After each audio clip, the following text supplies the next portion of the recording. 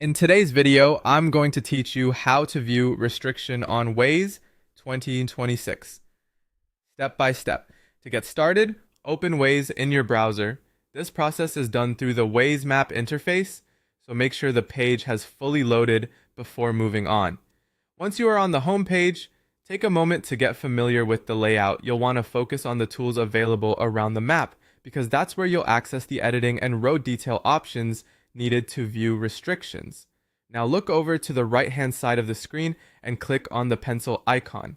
This will open the editor view, which is the section of Waze where you can inspect map elements more closely. If the editor takes a few seconds to load, that's completely normal, especially if your connection is a little slow. Next, go to the search bar and type in the location where you want to view the restriction. Be as specific as possible so Waze can take you directly to the correct area.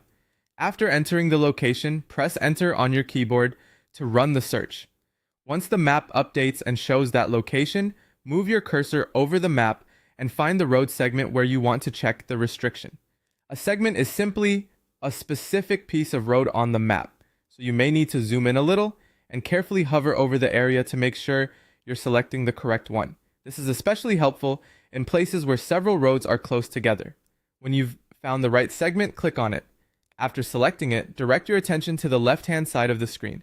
This panel displays the details for the road segment you chose, and this is where Waze organizes the available information about that section of road. In that left panel, look for the restrictions section. Once you see it, click on restrictions to view the details. This is where Waze shows any restriction information connected to that selected segment. Depending on the road, this can include access limitations or other route-related controls that affect navigation. If you don't immediately see what you're looking for, double check that you selected the correct road segment, since restrictions are tied to individual segments and not the entire area.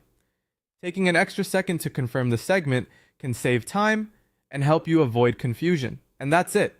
That's how to view restriction details on Waze quickly and clearly using the editor view.